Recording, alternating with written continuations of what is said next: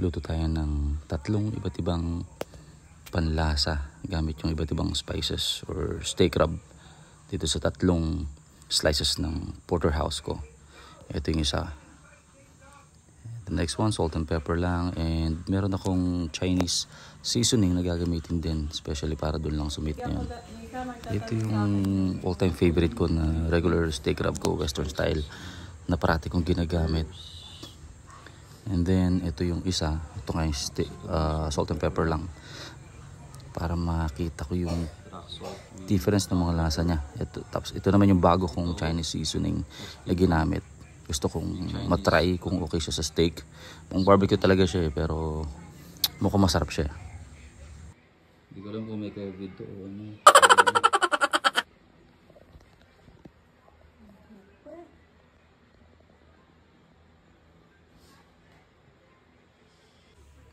Okay, tara, start na tayo ng cooking. So, pinreheat ko muna yung pan. Kailangan mainit na mainit siya. Yung nasa tamang init siya bago tayo magsalang para proper yung pagluluto. And then, ito, sasalang natin every side. Since manipis tong steak natin, 20 seconds lang yung inalat ko per side para makuko pa rin yung lambot na gusto ko. And then ito 20 seconds and then 20 seconds. Pangalawa na to, itong steak ko na.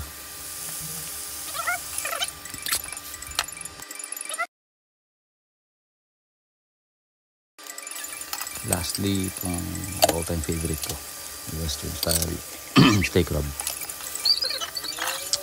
Huwag yung kakalipat ng parating maglagay ng butter para magkaroon ng mas masarap na lasa. Tapos ito na siya. Ito yung with Chinese spices, salt and pepper. And ito naman yung with different spices and herbs.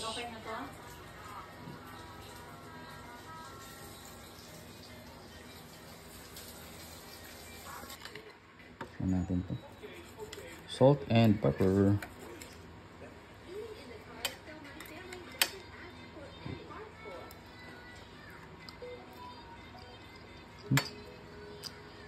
Hindi natin ng konti.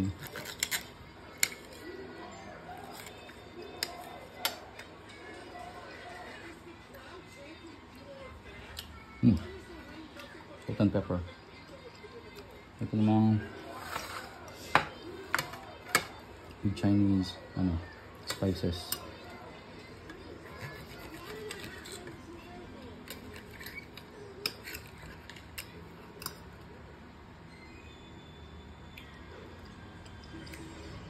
Sarap din.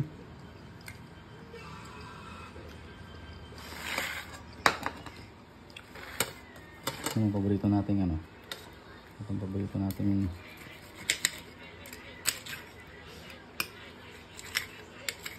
patis yung gusto ko.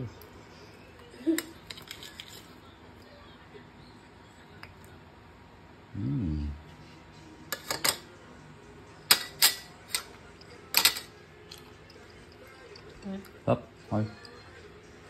So yun na nga, iba-iba nga yung lasa niya, pero since matakaw ako at sila masarap, okay sa akin, approve.